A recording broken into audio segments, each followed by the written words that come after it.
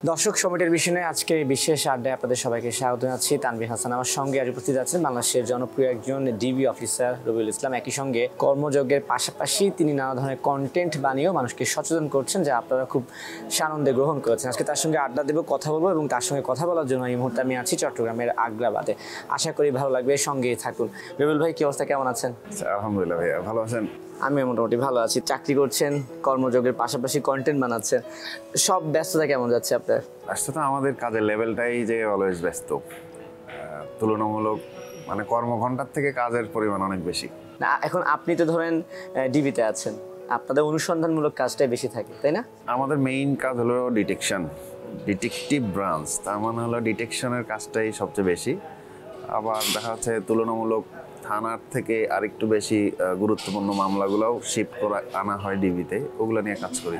কখন আপনার কাছে মনে হলো যে আমি যেহেতু এই ধরনের কাজের সঙ্গে যুক্ত হলে মানুষ সচেতন হবে, আমিও কন্টেন্ট বানানো শুরু করি, মানুষকে সচেতন করা শুরু করি? কিভাবে এই কনসেপ্ট মাথায় আসলো আপনার? আমার এখন থেকে ধরেন প্রায় বছরখানেক আগে অনেকগুলো অপরাধ আসতেছে, প্রায় একই প্যাটার্ন, লাইক সাইবার অ্যাটাকের শিকার হচ্ছে কিভাবে, তারপরে অনেকের ফেসবুক আইডিকে কেন্দ্র করে কিভাবে তারা প্রতারণার শিকার হচ্ছে, কিভাবে অনেকে টাকা নিয়ে নিচ্ছে। তখন একজন একজন করে বোঝাতে গিয়ে দেখলাম হ্যাঁ, যাকে বোঝাচ্ছি শুধুমাত্র সে ওই বিষয় নিয়ে অ্যাওয়ার হচ্ছে এবং সে হয়তো বিপদ থেকে মুক্ত হচ্ছে। কিন্তু তখন মনে হয়েছে যে আমি যদি সোশ্যাল প্ল্যাটফর্মে কথাগুলো বলি, তাইলে যেটা হবে, মানুষ তার ঘরে থেকেই মেসেজটা পেয়ে গেল যে অপরাধটা কীভাবে ঘটে এবং ওখান থেকে আমি কীভাবে মুক্ত থাকতে পারি, মানে কিভাবে এটা থেকে বাঁচতে পারি। তখন আমার মনে হয়েছে যে হ্যাঁ, আমি জানাই, এবং আমাকে মনে হয়েছে যে সবাই খুব মানে রিসিভ করেছে যে এটা মানে উপকার হচ্ছে। আমি যদি এখন স্পেসিফিকভাবে বলি যে ধরুন আপনি কন্টেন্ট বানানো শুরু করলেন, কোন কন্টেন্টটা ধরেন আপনার প্রথম ভিউ হলো এবং আপনার কাছে মনে হলো যে না, মানুষ আমার কাজ পজিটিভলি নিচ্ছে? হ্যাঁ, আমার প্রথম ভিডিওটা এরকম ছিল যে এটি একটু নীতি কথা টাইপের। বলতেছিলাম যে এরকম যে ঠিক আছে, আপনি মিথ্যা সাক্ষী দিচ্ছেন, এই দুনিয়ায় মিথ্যা সাক্ষী দেন, আপনার সাক্ষীর কারণে হয়তো কারোর ফাঁসি হবে, কেউ যাবজ্জীবন জেল খাটবে, কিন্তু ওপারে গিয়ে আপনার কি হবে? ওই পারে গিয়ে আপনার তো মিথ্যা সাক্ষী থাকবে না, তখন আপনার কি হবে? ছোট্ট 23 সেকেন্ডের একটা বার্তা। তো ওইটা দেখলাম যে ঘুম থেকে উঠে দেখছি 4 মিলিয়ন ভিউ হয়ে গেছে। আচ্ছা, তো তখন কমেন্টগুলো ধরেন আমি পড়তেছি, তখন মানুষ মনে করতেছে যে আসলে পুলিশের এই জায়গায় চাকরি করে উনি যেই নীতি কথাটা মানে বলতেছে, এটা নিশ্চয়ই একটা প্রতিচ্ছবি।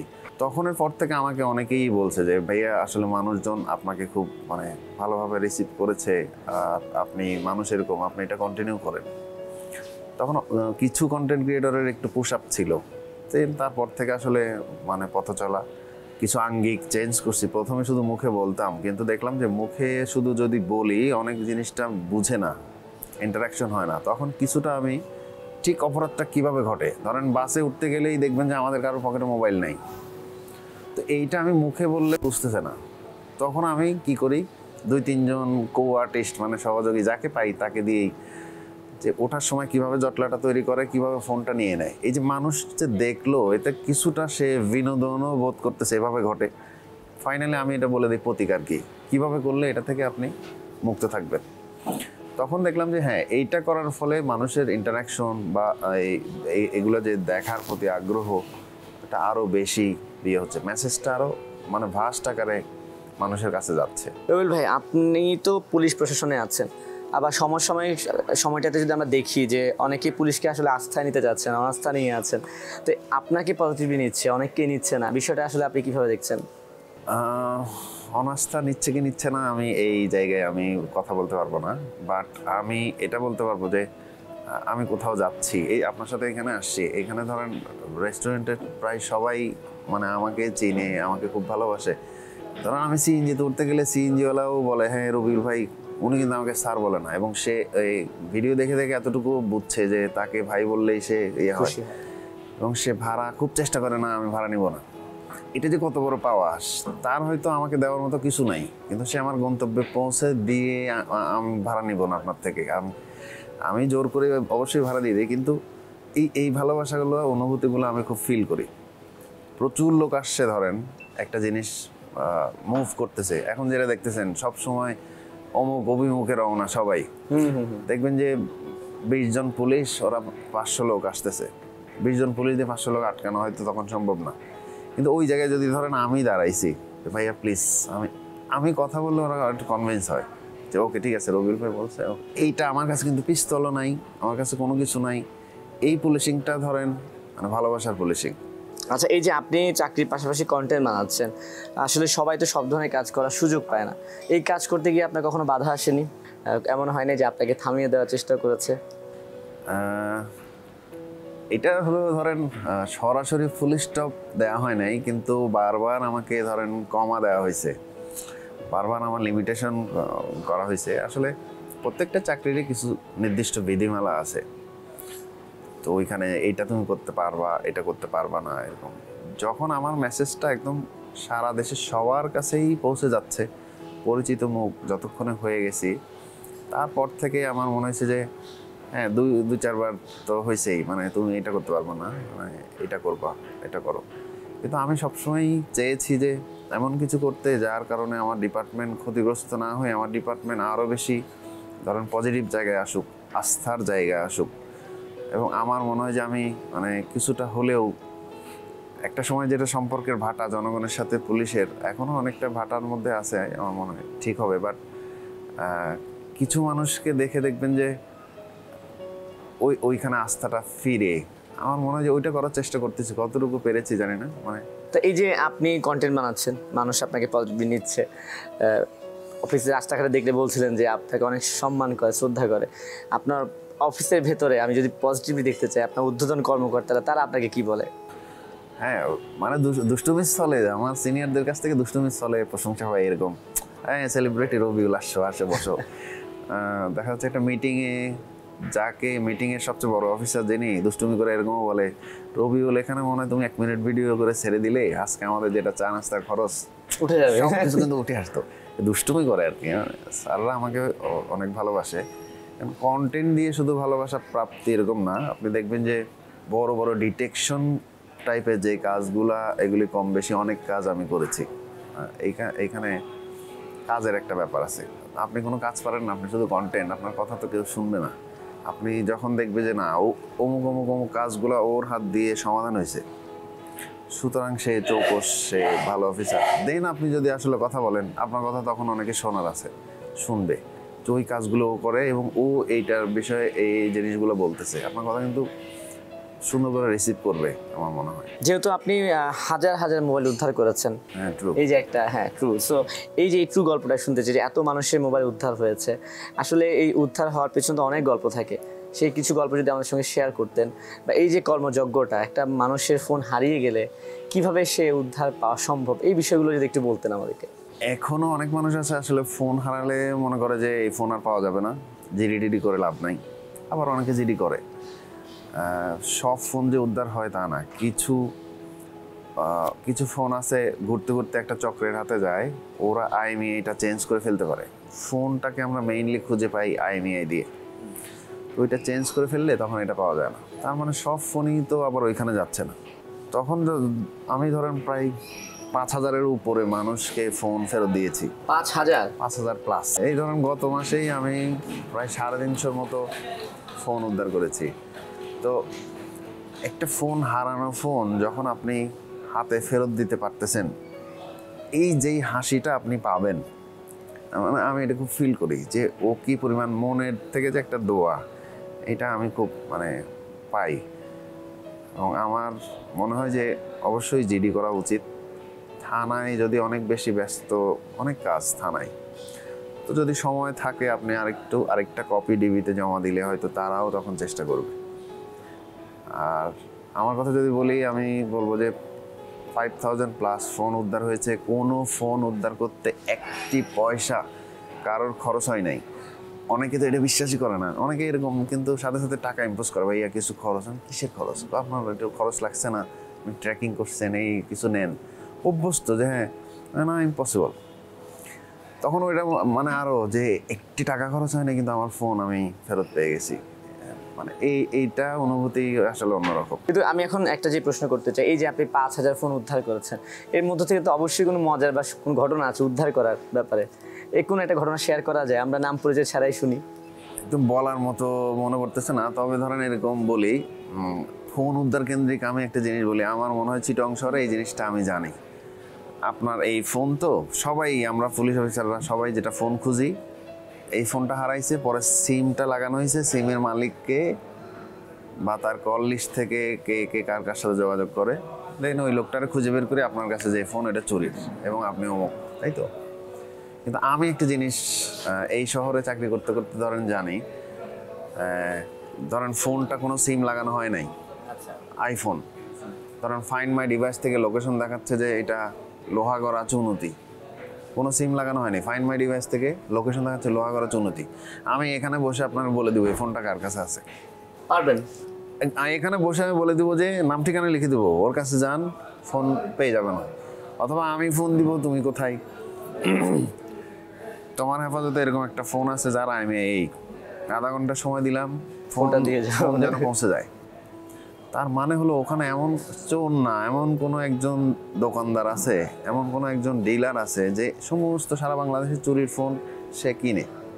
একটা ফোনের জন্য দেখা যাচ্ছে আমরা এই শহর ছেড়ে এই 60-70 কিলোমিটার দূরে যাওয়াও হয় না, কঠিন ব্যবস্থা নেওয়া হয় না। কিন্তু আমি বুঝি, এখানে বসে আছে একটা আইফোন চুরি হয়েছে, ধরেন পিক পকেটিং হয়েছে, হালি শহরে ফাইন্ড মাই ডিভাইস থেকে লোকেশন দেখাচ্ছে, এটার মানে ওখানে কে আমি জানি। এই শহরে বললাম অনেকদিন কাজ করতেছি, ক্রাইম জগৎটা মোটামুটি চিনি, আমি জানি। এবং এরকম না যে কনফিউশন 50-50, নো, আমি এখানে ফোন বলে দিব অমুকের কাছে আছে, অমুকের কাছেই আছে। এটা রিসেন্ট ধরেন 2টা ঘটনা, আমি এই রিসেন্ট গত 7-8 দিন 10 দিনের মধ্যে চুনতি 2টা আইফোন, যেটা বললাম একটার শুধু ডিভাইস লোকেশন দেখাচ্ছে চুনতি, ওই যে ফোন দিছি 2টা আইফোন চলে আসছে। আরেকটা কাতার প্রবাসী, ওনার ফোন 2 নম্বর গেট থেকে হারাইছে, তো উনি আসছে, দেন দেখতেছি ফাইন্ড মাই ডিভাইস থেকে লোকেশন দেখাইছে হালিশহর। তো তখন একজনকে ফোন দিচ্ছি, ফোনটা দিয়ে যেতে হবে। প্রথমে সবাই অস্বীকার করে, কিন্তু আমি তো জানি কোথায় চাপ দিলে, কোন সুইচ চাপ দিলে ধরেন বাতি জ্বলবে, কোন সুইচ চাপ দিলে ফ্যান চলবে, আমি জানি তো। ফাইনালি ঠিকই সে ফোন আসছে, এবং এই প্রবাসী ভাই ধরেন এত খুশি হয়েছে, উনি যাওয়ার সময় বলে গেছে, ভাই আপনার জন্য আমি কিছু করতে পারবো না, কিন্তু কিছু টাকা পয়সা আমার আছে, আপনার কোনো দিন লাগলে আপনি আমার বলবেন, আমি আপনার পাশে এসে দাঁড়িয়ে যাবো। মানে অনুভূতি আমার খুব, মানে এই যে অনুভূতিটা আর কি অপ্রকাশযোগ্য, তাই তো। কিন্তু আমার এখন একটা মাথায় প্রশ্ন আসলো রবিউল ভাই, ফোন প্রাপ্তির ক্ষেত্রে আইফোন না হয় অনেক ফ্যাসিলিটিস দিয়েছে, অন্যান্য ফোনের ক্ষেত্রে কি পাওয়ার ইয়াটা সম্ভাবনাটা কি প্রচুর আছে? ফোন শুধু যদি আইএমইআই চেঞ্জ না করে তাহলে ফোন তো ব্যবহার হবে। দামি ফোন হইলে ভিন্ন কথা, দামি ফোন হইলে আমি কিন্তু ফোন ইন্ডিয়া থেকে উদ্ধার করছি, নেপাল থেকে উদ্ধার করছি। আচ্ছা, এখানে হারাইছে, নেপাল চলে গেছে, আমি উদ্ধার করে নিয়ে আসছি, আবার ওই মার্কেট থেকে চলে আসছে আমার হাতে। এখন এইটা আমি ম্যানুয়ালি ধরেন যখন করতে পারতেছি, ম্যানুয়ালি সব ফোনেই সিম লাগাবে এমন নাও হইতে পারে, ম্যানুয়ালি কাজ করতে করতে দেখতেছি যে এই ফোন অমুকের কাছে গিয়েছিল, ও ওর হাতে ছিল, এখন নাই। তখন ওরা চাপ দেওয়ার পরে দেখা যাচ্ছে যে এই ফোনটা তো আমি দুবাই মানুষ গেছে, ওদের কাছে সেল করে দিচ্ছে, নিয়ে গেছে। তখন ফোনের ইমার্জেন্সি তাদের বোঝাইলাম, ঠিকই সেই ফোন আবার দুবাই থেকে বাংলাদেশে আসছে, মালয়েশিয়া থেকে আসছে। তো সেক্ষেত্রে ফোন যে কোনো ফোনই হইতে পারে, বাট দামি ফোনগুলো বিদেশে চলে যায়, অথবা ডিসপ্লে খুলে বিক্রি করে। আচ্ছা আচ্ছা, এই পুরো ফোনটার ম্যাক্সিমাম দাম শুধু ডিসপ্লের, এই ডিসপ্লেটা ওরা হয়তো 40-50 হাজার টাকা বিক্রি করতে পারবে। আর যদি ফোন বিক্রি করতে না পারে, ডিসপ্লে খুলে বিক্রি করবে, বাকিগুলো পার্ট বাই পার্ট যেটাকে বলে, তাই তো। তার মানে হচ্ছে একটা জিনিস যে আসলে ফোন চুরি করে নিয়ে গেলে যদি কেউ ভাবে যে শেষ, তা না, আসলে পুলিশ চাইলে সবকিছু সম্ভব। এবং সম্ভব, কিন্তু ঘটনা হচ্ছে কি স্থানচ্যুত হয়ে যাচ্ছে। একজন ধরেন ডিএমপিতে চাকরি করে, সে ডিএমপিতে গত 5-7 বছর কাজ করতেছে, তার নলেজটা যেই পর্যায়ে পৌঁছেছে, তাকে এখন ধরেন পোস্টিং হয়ে গেল, সে রংপুর চলে গেল, আর রংপুর থেকে একজন আবার ডিএমপিতে আসলো, এই নতুন করে এগুলো বুঝতে ওর আরো 5 বছর থাকতে হবে, তখন আবার ট্রান্সফার হয়ে যায়। কিন্তু তার আগেই ওর আবার ট্রান্সফার হবে। অর্থাৎ একটা জগৎ সম্পর্কে বুঝে ওঠার আগেই ও আবার অন্যত্র সরে যেতে হচ্ছে, যার কারণে ওর যেটা বেস্ট এফোর্ট সে তখন দিতে পারতেছে না। লাইক গার্মেন্টসে একজন ওয়ার্কার প্রথম দিন যেদিন সে একটা ধরেন শার্ট তৈরি করতেছে, যত সময় লাগে, একই মেশিনে বসে 2 বছর পরে যখন কাজ করে, ও কিন্তু খুব দ্রুত স্মুথলি করতেছে, দ্রুত হচ্ছে এবং পারফেক্ট হচ্ছে। তো আমাদের পুলিশিংটাও এরকমই। আচ্ছা, এই যে একটু আগে বলছিলেন না যে একটা ফোন উদ্ধার করে দেওয়ার পর যে মানুষকে যখন খুশিটা হয়, অনুভূতিটা আসলে ভাষায় অপ্রকাশিত। কিন্তু আপনি তো অনেক আরো শুধু যে ফোন উদ্ধার না, আরো অনেক কাজ করেছেন। কন্টেন্টের মাধ্যমে দেখেছি যে অনেক কিছুই আপনি উদ্ধার করে দিয়েছেন, অনেক পরিবারের মধ্যে মিলন বা বন্ধন সৃষ্টি করে দিয়েছেন। এই ব্যাপারে যদি স্মরণীয় একটা ঘটনা শুনতে চাই যেটা আসলে আপনাকে খুব হয়তো বা ইমোশনাল করেছে। ইমোশনাল ঘটনা অনেক, কিন্তু একটা আমাকে বেশি টাচ করে। সেটা হলো ধরেন একটা মেয়ে, তার বয়স 15 বছরের মতো হবে। সে 2.5 বছর ধরে চিটং শহরে আছে এক জায়গায়, ধরেন আমাদের এই যে মানবিক শওকত আছে তার হেফাজতে আছে, কিন্তু তার বাবা মা কোথায়, ঠিকানা কোথায়, কিচ্ছু বলতে পারে না। তো আমি একদিন ভিজিট করতে গিয়ে, আমি মনে হয়েছে ঈদের 3-4 দিন আগে, তখন আমি একটা ভিডিও করলাম এবং ভিডিওতে আমি বললাম যে প্লিজ আপনারা সবাই ভিডিওটা একটু সরাই দেন, আমরা চাচ্ছি এই ভিডিওর মাধ্যমে ঈদের আগেই এই মেয়েটাকে তার ফ্যামিলিতে পৌঁছে দেব, ঈদ তার বাবা মার সাথে করবে। আমার কথায় সবাই এত সাড়া দিয়েছে, ধরেন ওই ভিডিওটা আমার মনে হয় যে 2 লাখ টাইমস শেয়ার হয়ে গেছে শুধু। এবং ভিডিও প্রকাশের 6-7 ঘন্টা পর ওর মা আমাকে ফোন করছে, বলছে আপনি যে ভিডিওটা দিয়েছেন ওটা আমার মেয়ে, আচ্ছা, আমি নিতে চাই। তো ওই সময় কথাটা আমার কানে ভেসে আসতে, ধরেন দৈব বাণীর মতো মনে হচ্ছে, আমি যে সত্যিই কাজটা হয়েছে, মানে যে কি ভালো লাগা, বাবা মা ছাড়া একটা মেয়ে তার মায়ের কাছে ফেরত যাবে। তারপরে পরের দিন আসতে বললাম, কিন্তু দেখি পরের দিন আসে নাই, আমরা বসে আছি। আবার যোগাযোগ করলাম, বললো যে আমার কাছে তো বাস ভাড়ার টাকাও নাই যে আমি আসবো। মেয়েটার মা। আচ্ছা, আমার বাস ভাড়ার টাকাও নাই যে আমি নারায়ণগঞ্জ থেকে চট্টগ্রাম আসবো। তারপর আবার বিকাশ করে ওনার বাস ভাড়া খরচ পাঠানো হলো, দেন আসছে। আসার পরে মা আর মেয়ের আনন্দ অশ্রু যেটা আমি দেখেছি, মানে আমার ওই দিন মনে হয়েছে যে আমার চাকরি সফল, আমার ভিডিও সফল, বা আমার সকল সফলতা এক পাল্লায় তুললে তার থেকে বেশি ভালো লাগা।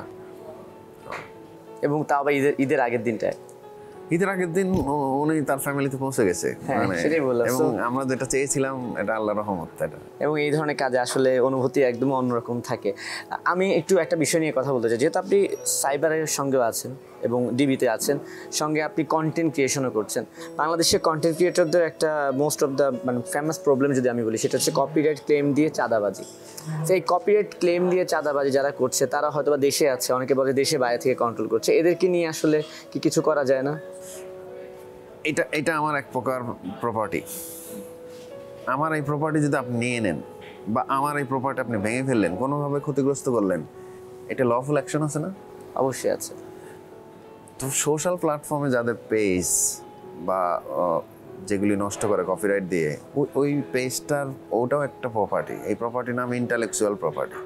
ওটাতে ধরা যাচ্ছে না, ছোঁয়া যাচ্ছে না, কিন্তু ও কিছু একটা করতেছে যেখান থেকে ওর জীবিকা নির্বাহ করতেছে, সমাজের একটা গুরুত্বপূর্ণ মানুষ হয়ে উঠেছে। ধরুন ফেসবুক, এটা কি ধরা যাচ্ছে, ছোঁয়া যাচ্ছে? কিন্তু এইটা একটা সফটওয়্যার বানাইছে, কে বানাইছে? ধরুন জাকারবার্গ তার টিম নিয়ে বানাইছে। কিন্তু এখান থেকে তো তার বিশাল ক্যারিয়ার, এবং আমার পুরো দেশের বাজেটের থেকে কয়েকশো গুণ বেশি বাজেট একটা কোম্পানির। এটা কি ইন্টালেকচুয়াল প্রপার্টি দিয়ে করতেছে। তো যার আইডি বা পেজ, ওইটাও ইন্টালেকচুয়াল প্রপার্টি। এটা কেউ যদি এভাবে এই যে ফেক কপিরাইট দেয়, রেস্ট্রিকশন দেয়, তার বিরুদ্ধে আইনগত ব্যবস্থা নেওয়ার সুযোগ আছে। তো এটা আমার প্রপার্টিকে তুমি উদ্দেশ্যমূলক নষ্ট করতেছো, এবং এইটাই যে কপিরাইট দিয়ে টাকা দাবি করা, মুক্তিপণ দাবি করতেছে, এটা তো অবশ্যই ধরেন আইনগত অ্যাকশন নিলে সে বিপদে পড়বে। এবং এরকম মামলা নজির আছে। তো মামলার নজির আছে, কিন্তু প্রায় ক্ষেত্রে আমরা যেটা দেখি যে যারা কপিরাইটটা দিচ্ছে বেশিরভাগই দেখা যায় যে দেশের বাইরে অবস্থান করে, ওইখান থেকে হয়তোবা দেশের ভিতরে টিম চালায়, সেই টিমের মাধ্যমে তারা এই কপিরাইট ক্লেমটা করে। এদের বিরুদ্ধে কি কোনো অ্যাকশন নেওয়া যায় না আপনাদের পক্ষ থেকে? দেশের বাইরে না, দেশেই। এটা মোটেও দেশের বাইরে না। এটা কি করে, আপনি ইন্দোনেশিয়ায় থাকেন, পাকিস্তানে থাকেন, ভিয়েতনাম থাকেন, আপনার সাথে আমাদের কাজের কোলাবোরেশন আছে। আমি আমার দেশের কোনো আইডি বা পেজকে ক্ষতিগ্রস্ত করব, আমার এখানের আইপি অ্যাড্রেস যদি উঠে যায়, সহজেই তো আমি ধরা খাবো। আমি আপনাকে মেইল করতেছি যে হ্যাঁ দোস্ত, এই আইডি এই পেজটাকে তুমি একটু ডাউন করে দাও, খেয়ে দাও, শেষ করে দাও। কিন্তু মেইল একটা দিচ্ছেন, আপনারই মেইল, কিন্তু আপনার সাথে যোগাযোগ করতেছে, কিন্তু দিন শেষে আপনি আমার থেকে সিদ্ধান্ত নিচ্ছেন, কারণ কাজটা আমার। আপনি ইন্দোনেশিয়া আছেন, আপনাকে ধরতে পারতেছে না এখানের পুলিশ, তাই তো? হ্যাঁ। কিন্তু কাজ তো আলটিমেট আমি এখানে ধরেন বাংলাদেশে বসে করতেছি। আপনার সাথে যখন মিউচুয়াল হয়ে গেল, টাকা পয়সা লেনদেন, তখন আবার আমি বলে দিচ্ছি ঠিক আছে, সব অল ডান, ক্লিয়ার করে দাও। ঠিক আপনি ইন্দোনেশিয়ার আইডি যখন কাজ করবেন, আপনি আপনার থেকে করবেন না, তখন আপনি আমাকে দিবেন। যে আমার ইন্দোনেশিয়ার এই পেজটা একটু করো, আমি বাংলাদেশে বসে ওইটা করতেছি, তাহলে আমাকে ইন্দোনেশিয়ার পুলিশ ধরতে পারতেছে না। এইটা হলো এরকম ঘুরাই করতেছে কাজটা। কিন্তু গোড়াটা বাংলাদেশি। গোরা বাংলাদেশ, আবার এখানে অনেকগুলো ভালো ছেলেপেলে আছে, ইথিক্যাল কাজগুলি তারা করে। এরকম আনইথিক্যাল কাজ হয়ে গেলে ওরা তার পাশে দাঁড়ায়, ক্ষতিগ্রস্ত লোক তাকে সাপোর্ট দেয়, বেশ সাপোর্ট দেয়। এরকম অনেক লোককে আমি চিনি, মানে আল্লাহ তাদের মঙ্গল করুক। সেক্ষেত্রে আমি যদি আপনার কাছ থেকে পরামর্শ চাই যে যারা কন্টেন্ট ক্রিয়েটার আছে তাদের যদি প্রায় তো এ ধরনের ক্রাইমের শিকার হচ্ছে, কপিরাইট দিয়ে, এমন আছে আমরা দেখেছি রিসেন্টলি একজন কন্টেন্ট ক্রিয়েটারকে 16টা কপিরাইট দিয়ে তার পেজটাই বন্ধ করে দিয়েছে। তো এই ক্ষেত্রে এই ধরনের ক্রাইমের শিকার হলে সেই কন্টেন্ট ক্রিয়েটারদের আসলে প্রথম কি করণীয় কাজ? এই কন্টেন্ট ক্রিয়েটর, আমাদের একটা আসলে আইন ছিল, খুব শক্ত আইন। আইনটা হলো ডিজিটাল নিরাপত্তা আইন। আইনটা সামহাও ধরেন বিভিন্ন ইস্যুতে বাতিল করা হয়েছে। এই আইনটার মধ্যে মানে একদম পরিষ্কার করে শক্ত ব্যবস্থা ছিল। ওই আইনটা বাতিল করার পরে থেকে যেটা হচ্ছে, ধরেন এখন একটা সাইবার সুরক্ষা আইন, এখানেও ব্যবস্থা আছে কিন্তু এত শক্ত ব্যবস্থা না, একটু দুর্বল ব্যবস্থা। তারপরেও আপনি ধরেন ডিটেকটিভ ব্রাঞ্চে সাইবার টিমের কাছে আসতে পারেন, সিআইডি সাইবার টিমের কাছে যেতে পারে, তারা তখন ধরেন ওইটা রিকভার করতে কাজ করবে। তবে কিছু জিনিস আমাদের লিমিটেশন আছে, আমি মনে করি। আমি কাজ করতে গিয়ে আমি দেখেছি একজনের আইডি নেই, ধরেন নেই, আপনার আইডিটা নেই হয়ে গেছে, এইটা আমরা এমন হতে পারে যে আমরা ফেরত আনতে পারতেছি না। তখন আমরা কি থার্ড পার্টি একটা আউটসোর্সিং করি। এই লাইনের এক্সপার্ট দেখা যাবে একজন স্টুডেন্ট, খুব ছোট মানুষ, কিন্তু সে খুবই ভালো বুঝে জানে, তখন তার হেল্প নিয়ে এই জিনিসটা তখন আমরা কাজ করি আর কি। ধরেন সব বিষয়েই যে আমি এক্সপার্ট এরকম না, হয়তো ম্যাথমেটিক ভালো বুঝি, মানে ইসলামিক হিস্ট্রিটা ভালো বুঝি না, তো তখন আমরা আরেকজন ভালো বুঝে এমন কারোর থেকে ধরেন হেল্প নিয়ে কাজটা করি। কাজটা করে দেন।